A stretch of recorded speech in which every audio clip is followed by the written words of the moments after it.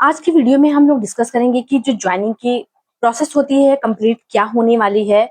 Joining दूसरा question है कि जो ज्वाइनिंग हम कितने समय के भीतर कर सकते हैं, और अगला क्वेश्चन ही ये है कि यदि हम ज्वाइनिंग उस समय के भीतर में नहीं करते हुए तो क्या होगा। ठीक है, तीनों पॉइंट्स ये जो तीनों क्वेश्चंस हैं, ये जो कैंडिडेट हैं उनके क्वेश्चंस रहे हैं।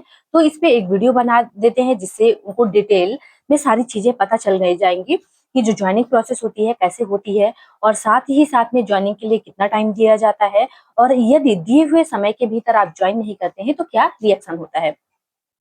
फर्स्ट ऑफ ऑल हम बात करते हैं कि जो ज्वाइनिंग की प्रोसेस होती है वो क्या होती है और कैसे होती है। तो जो 2021 की ज्वाइनिंग प्रोसेस थी और 2022 की जो ज्वाइनिंग प्रोसेस है, दोनों में थोड़ा डिफरेंस है। इस चीज को पहले देख लेते हैं कि डिफरेंस क्या है। देखिए, 2021 में जो ज्वाइनिंग प्रोसेस हुई थी उसमें चॉइस फिलिंग पहले करवाई गई थी, और उसके बाद जैसे जिन बच्चों का शॉर्टलिस्टेड हुआ था, मेरिट में नाम आया था, उनकी चॉइस फिलिंग करवाई गई थी। उसके बाद चॉइस फिलिंग के साथ साथ में बाद में चॉइस फिलिंग अलॉट हुई थी, और साथ में उसके बाद जो है ज्वाइनिंग लेटर आया था। ज्वाइनिंग लेटर जब हम लोग को मिल गया था तब वो एक नोटिस आई जारी हुई थी कि किस डिस्ट्रिक्ट में किस डेट पे और किस सब्जेक्ट का जो है डीबी होने वाला है। तो उस समय हम लोग को वहां पे जो विद्यालय हम लोग को अलॉट हुआ था उसके डीओएस ऑफिस में आप लोग को लोकेशन भी दिया जाता है कि कहाँ पे आप लोग की डीबी होने वाली है। तो वहां पे पहुंचना था, डीबी करवाना था, उसके बाद जो है हम लोग को विद्यालय में रिपोर्टिंग करनी होती थी, उसके बाद दिन ज्वाइनिंग की प्रोसेस होती थी। लेकिन इस बार जो है 2022 का जो रिजल्ट आउट हुआ, आप लोग देख भी रहे हैं कि इसमें थोड़ा सा डिफरेंस हुआ है। और ये डिफरेंस क्या है कि इसमें जो है डीबी आप लोग की डीओएस ऑफिस में ना होके आपकी डायरेक्ट आयोग में करवाई गई है, और उसके बाद उनमें से 1.5 गुना बच्चे बुलाए गए थे, और फाइनली जितने कैंडिडेट सिलेक्ट हुए फाइनली उन लोग का शॉर्ट लिस्टेड में जो भी बच्चे थे नाम उनका फाइनली आ चुका है। और फाइनल रिजल्ट जैसे रिजल्ट आ गया है, अब उसके बाद उनकी चॉइस फिलिंग आएगी। जिन बच्चों ने कॉलेज को लॉक किया था वो उनका अलॉट होगा। और चॉइस फिलिंग किस बेस पे दी जाती है, जैसे मेरिट ज्यादा होती है तो उनको प्रेफरेंस ज्यादा दिया जाता है कि आपकी मेरिट अच्छी है, तो और मेरिट अच्छी है और साथ में आपकी रैंक भी अच्छी है, तो पॉसिबिलिटी रहती है कि आपका जो मनपसंद कॉलेज आपने फिल किया है, लॉक किया है, वो मिल जाए। अदरवाइज आपने जो चार पांच पांच ऑप्शन फिल किए हैं उनमें से कोई ना कोई एक मिल जाता है। और दोनों पे डिपेंड करता है कि आपने जो कॉलेज लॉक किया है उसमें नंबर ऑफ सीट्स कितनी है, और आपकी कैटेगरी की कितनी सीट है, और आपके सब्जेक्ट की कितनी सीट है, ये सारी चीजें भी देखी जाती हैं।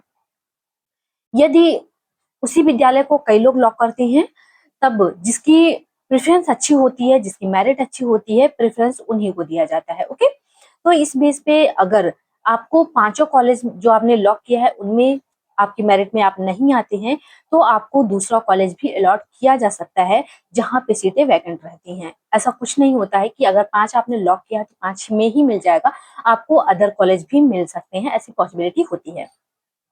उसके बाद जब आपको उस चॉइस फिलिंग मिल जाएगी, अ, जो चॉइस फिलिंग मिलेगी तो जहां का आपका कॉलेज अलॉट होगा वहां के द्वारा आपको एक ज्वाइनिंग लेटर भेजा जाएगा, और एक ज्वाइनिंग लेटर वहां के डीओएस महोदय के माध्यम से आपके विद्यालय को भेजा जाएगा।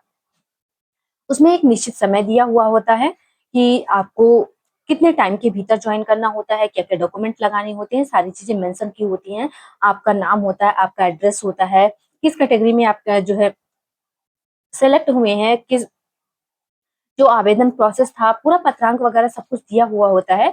आप लोग जब देखेंगे तो उसमें आपको समझ आएगा कि पत्रांक वगैरह क्या होता है, कैसे कैसे सारी जॉइनिंग प्रोसेस होती है, वो आप जब देखेंगे तो समझ आ जाएगा। फिलहाल तो अभी इतना देखिएगा, जब चॉइस फिलिंग आ जाएगी, और चॉइस फिलिंग यकीनन मानिए जिस तरह से आयोग काम कर रहा है, इतना स्मूथली काम कर रहा है, इतना फास्ट काम कर रहा है, तो मुझे लगता है कि अगस्त लास्ट तक आप लोग को ज्वाइनिंग मिलने की पूरी पॉसिबिलिटी है। और शायद बहुत अच्छी बात है, फिलहाल आयोग कम से कम इतने टाइम के बाद एक्टिव हुआ है थोड़ा सा, कम से कम जितने बच्चों का उद्धार हो सकता है उतने का तो हो ही जाना चाहिए, है ना। ज्यादा बहुत इंतजार कर लिया, अब ज्यादा इंतजार नहीं करना चाहिए। तो देखिए 10-15 10 तक तो नहीं, लेकिन 10 के बाद 15 से 20 के बीच में आप लोग को शायद joining letter, joining college allotment जो है मिल जाए। उसके बहुत ही जल्दी आप देखिएगा, बहुत ही जल्दी आप लोग को जो है ज्वाइनिंग लेटर मिलेगा। और क्योंकि एक बार आयोग में ज्वाइनिंग जो है आपका डॉक्यूमेंट वेरिफिकेशन हो चुका है, तो सेकंड बार जो है डीआरएस ऑफिस में कम पॉसिबिलिटी बनती है कि आपका डीआरएस ऑफिस में जो आपका कॉलेज अलॉट होगा, वहां के डीआरएस ऑफिस में भी बहुत कम चांस है कि आपकी डीवी होगी। लेकिन हो भी सकती है, नहीं भी हो सकती, इस चीज को थोड़ा सा ध्यान रखिएगा। हो भी सकती है, नहीं भी हो सकती है, क्योंकि एक बार आप लोग की डीवी पहले हो चुकी है। ठीक है, अगर मान लीजिए आपकी डीवी होती है, तब आपको क्या क्या डॉक्यूमेंट तैयार करके रखने हैं। जितने आपने डॉक्यूमेंट लगाए हुए हैं डीबी के टाइम पे इलाहाबाद में, जब डीबी करवाने गए तो जो जो डॉक्यूमेंट आपने लगाया था, जिस सीक्वेंस में अरेंज किया था, उसी सीक्वेंस में अरेंज करिएगा आप लोग सभी लोग। और जो लिस्ट सिलेक्टेड कैंडिडेट की जितनी लिस्ट आई है, वो जिस पेज में आपका नाम है, आपका रोल नंबर है, जो भी है, उसको जो है प्रिंट आउट निकाल के रख लीजिएगा। और साथ ही साथ उसको हाईलाइट करके रखिए, ताकि आप जब उसको सबमिट करें, तो वहां जो मेंबर्स बैठे रहते हैं, वो इजिली आपको वेरीफाई कर सके कि हाँ यही कैंडिडेट है, इसका सिलेक्शन हुआ है। ठीक है, ताकि उनको बहुत ज्यादा न ढूंढना पड़े और काम आप बहुत ही स्मूथली हो जाए, आप भी नहीं परेशान होंगे इस कारण से। तो उसको निकाल लीजिएगा प्रिंट आउट, उसको हाईलाइट करके उसी में एक जो है एक जगह जरूर लगा दीजिएगा आप, जो आप फाइल तैयार करके रखे हैं। और जो आपके एडिशनल डॉक्यूमेंट यदि छूट गए होंगे तो उन सभी को भी लगा दीजिएगा। और उसके बाद जब डियास में आपकी डीबी हो जाएगी, तब आपको जो अपने संबंधित विद्यालय में ज्वाइनिंग पूरे डॉक्यूमेंट के साथ में, जब ज्वाइनिंग लेटर मिल जाएगा पूरे डॉक्यूमेंट के साथ में, और उसमें ज्वाइनिंग लेटर की फोटो कॉपी लगेगी, अलॉटेड जो विद्यालय रहेगा उसकी फोटो कॉपी लगेगी। और उसके बाद में जिस पेज में आपका सिलेक्शन लिस्ट में जो नाम आया है, उस पेज की भी सारी जो एडिशनल डॉक्यूमेंट आपको मिलते जाएंगे, वो भी उसी में आप ऐड करते हुए जाएंगे। ठीक है, और उसके बाद में आप विद्यालय में जाके जब रिपोर्ट करेंगे, तो विद्यालय की ओर से आपको, विद्यालय में जिस दिन आप रिपोर्ट करेंगे उस दिन आपकी ज्वाइनिंग नहीं होती है। 2 डेट होती है, एक विद्यालय में रिपोर्टिंग डेट होती है, एक विद्यालय की ज्वाइनिंग डेट होती है। तो फर्स्ट ऑफ ऑल आपको रिपोर्टिंग करनी होती है। तो इससे ये विद्यालय में पता चलता है कि आप ज्वाइन करने वाले हैं विद्यालय में। और यदि आप रिपोर्ट नहीं करते हैं तो उनको लगता है कि आप ज्वाइन नहीं करेंगे, तो वो जो है वैकेंट सीट के अगेंस्ट जो है कि सीट खाली है, कैंडिडेट ने ज्वाइन नहीं किया है, तो वो आयोग में पुनः भेज देते हैं, जिससे वेटिंग लिस्ट जारी होती है। तो बहुत देर मत कीजिएगा, आप लोगों से रिक्वेस्ट है, जितनी जल्दी हो सकेगा उतनी जल्दी आप अपनी प्रोसेस को सभी कंप्लीट करके ज्वाइनिंग करने की कोशिश कीजिएगा। जितना डिले करते जाएंगे, हो सकता हो समस्या आगे आप लोग के लिए आती जाए। तो जब विद्यालय में आप रिपोर्टिंग करने जाएंगे, तो वहां पे आप अपने पूरे प्रॉपर डॉक्यूमेंट के साथ में रिपोर्टिंग करने जाएंगे। जितना डॉक्यूमेंट अभी तक मैंने बताया है कि ज्वाइनिंग के टाइम में, डीवी के टाइम में आपने जो डॉक्यूमेंट लगाया था वो सारे लगाएंगे। और साथ साथ में डीआरएस महोदय के द्वारा जारी किया गया ज्वाइनिंग लेटर। देखिए, एक क्वेश्चन ये भी था कि क्या ज्वाइनिंग लेटर हमारी ओरिजिनल जमा होती है? तो गलती से भी आप लोग जो है अपने ज्वाइनिंग लेटर को ओरिजिनल कहीं मत जमा कीजिएगा। वो आपकी अमानत है, आपकी धरोहर है, आपको पूरी लाइफ उसको सजो करके रखनी है, ताकि कोई बोले कि आपकी ज्वाइनिंग जो है सही नहीं है, गलत तरीके से हुई है, तो आप उनको दिखा सके कि हमारा ये ज्वाइनिंग लेटर है। आप जहां भी लगाइएगा, यदि कोई मांगता भी है तो उसकी जीरोक्स कॉपी लगाइएगा। एक जो विद्यालय के द्वारा भेजा जाता है ज्वाइनिंग लेटर, उसकी भी जीरोक्स कॉपी ही हर जगह लगाइएगा। और जो ओरिजिनल जो है आयोग के द्वारा भेजा जाता है ज्वाइनिंग लेटर, उसकी भी आप जीरोक्स कॉपी ही लगाइएगा। इस चीज को आप ध्यान रखिएगा। और उसके बाद जितने डॉक्यूमेंट होते हैं उसमें फाइल में लगाएंगे, फाइल को उसके साथ में आप जाएंगे विद्यालय में रिपोर्ट करेंगे। विद्यालय में जिस दिन आप रिपोर्ट करते हैं उस दिन आपकी ज्वाइनिंग डेट नहीं मानी जाती है, सिर्फ विद्यालय को ही आप सूचना देते हैं कि हाँ हमें ज्वाइन करना है विद्यालय में आपके। और उसके बाद विद्यालय के द्वारा आपको एक ज्वाइनिंग लेटर फिर से बाई पोस्ट भेजा जाता है। यदि जिस दिन, जैसे विद्यालय में आप कांटेक्ट कर लीजिएगा, आप विद्यालय के द्वारा जिस दिन भेजा जाएगा ज्वाइनिंग लेटर, उसके बाद में हम लोगों का मेडिकल फिटनेस सर्टिफिकेट लगा था, एक फिर से जो है सीएमओ के द्वारा प्रमाणित मेडिकल फिटनेस फिर से ओरिजिनल बनवानी होती है, क्योंकि एक तो जमा हो गया होता है, उसके बाद दूसरा फिर से लगाना होता है और फिर से बनवाना भी होता है। तो एक विद्यालय में कांटेक्ट बनाए रखिएगा। जिस दिन रिपोर्टिंग करने जाएंगे, आप 1-2 नंबर कांटेक्ट नंबर ले लीजिएगा, ताकि वो लोग आपको सूचित कर सकें कि जब वहां से ज्वाइनिंग लेटर जो पोस्ट कर देते हैं, उसके डेट के अगले डेट पे आपको जो है, जैसे मान लीजिए आज कितनी तारीख है, आज 7 तारीख है।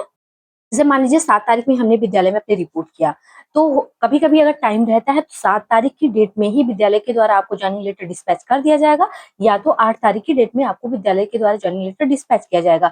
तो आप 9 तारीख की डेट में मेडिकल फिटनेस सर्टिफिकेट बनवाएँगे, उसके बाद 3 दिन के अंदर, 4 दिन के अंदर आपका जो जॉइनिंग लेटर है आपको रिसीव हो जाएगा।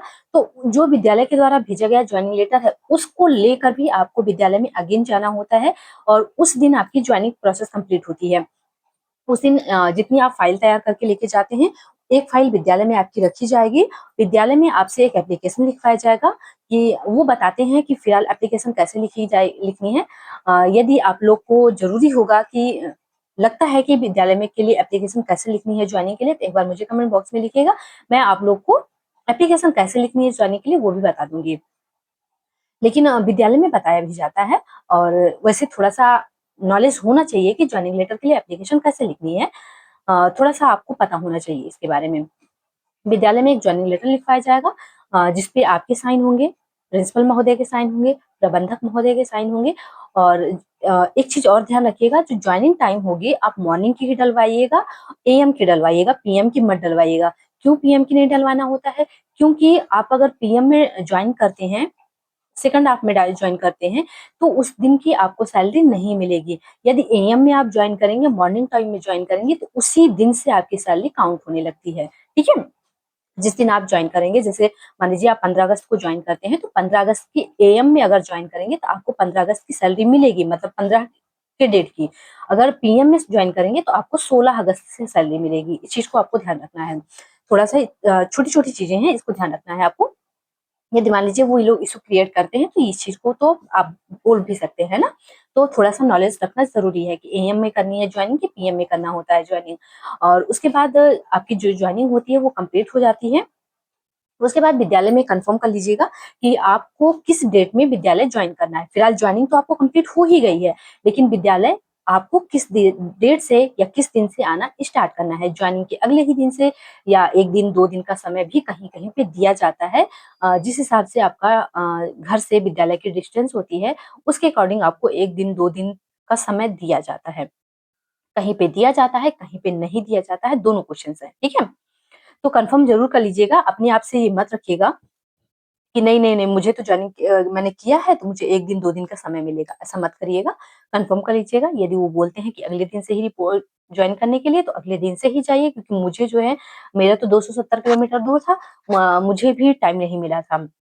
हाँ, उन्होंने बोला कि जॉइनिंग के नेक्स्ट डे से ही मुझे आने के लिए, तो मैं अगले दिन से ही जाने लग गई थी विद्यालय। तो इस चीज़ को भी क्लियर कर लीजिएगा, ये होती है जॉइनिंग के सारे प्रोसेस। उसके बाद से आप अपनी टीचिंग को कंटिन्यू रख सकते हैं और टीचिंग कैसे करनी होती है, आप लोग को बखूबी पता भी है कि कैसे करनी है, सारी चीज़ों को कैसे हैंडल करनी है। यदि कोई डाउट होता है, कोई क्वेश्चन्स रह जाता है मन में, तो एक बार कमेंट बॉक्स में ज़रूर लिखिएगा। और एक क्वेश्चन भूल छूट रहा है आप लोग का कि जो जॉइनिंग होता है वो कितने समय के भीतर आप लोग को करना होता है। तो देखिए उस जॉइनिंग डेट में जॉइनिंग लेटर में कहीं-कहीं पे लिखा कभी-कभी लिखा हुआ तो होता है कि 15 से 30 दिन का या 10 से 15 दिन का, 10 से 20 दिन का, जैसा विद्यालय के द्वारा या डीओएस महोदय के द्वारा टाइम दिया जाता है, उस टाइम के भीतर आपको जॉइन करना होता है। यदि दिए हुए समय के भीतर आप जॉइन नहीं करते हैं, तो जो कैंडिडेचर होता है आपका, यानी जो आपकी उम्मीदवारी होती है वो रद्द कर दी जाती है, ठीक है? तो फिर आप बाद में कुछ नहीं कर सकते हैं, चाहे आप कोर्ट केस करें, चाहे जो करें, फिर आप जो उसमें साफ-साफ लिखा होता है कि यदि दिए गए समय के भीतर आप जॉइन नहीं करते हैं, तो जो आपकी उम्मीदवारी है वो निरस्त कर दी जाएगी। उसमें साफ-साफ ऐसे लिखा होता है। तो दिए हुए समय के भीतर ही कोशिश कीजिएगा, जाके जॉइन कर लीजिएगा एटलीस्ट किसी भी कारणवश जो भी है, यदि किसी समस्या में है, कोई भी डॉक्यूमेंट आपका अधूरा रह गया, कोई भी चीज़ है, एक्स वाई जेड कोई भी समस्या आपको हो रही है, तो आप अपने संबंधित विद्यालय में एक बार ज़रूर संपर्क कीजिएगा। वहाँ से अपना आपको कुछ न कुछ समस्या का जो समाधान है ज़रूर मिलेगा। बस दिए गए समय के बाद मत जाइएगा, उसके पहले जाएँगे तो आपको ज़रूर कोई न कोई सॉल्यूशन मिल जाएगा। तो आई होप आपके जितने भी डाउट थे क्लियर हो गए होंगे। यदि कोई क्वेश्चन्स रह जाता है, फिर भी कोई डाउट रह जाता है तो कमेंट बॉक्स में ज़रूर टाइप करिएगा, सॉल्व करने की पूरी कोशिश करेंगे। वीडियो यदि अच्छी लगती है प्लीज़ वीडियो को लाइक, शेयर, सब्सक्राइब और हाइप करना बिल्कुल मत भूलिएगा। और वीडियो कैसी लगी एक बार कमेंट बॉक्स में ज़रूर लिखिएगा। नेक्स्ट वीडियो किस टॉपिक पे चाहते हैं एक बार ज़रूर कमेंट करिएगा। मिलते हैं नेक्स्ट वीडियो में नेक्स्ट टॉपिक के साथ। वीडियो को पूरा देखने के लिए बहुत-बहुत धन्यवाद।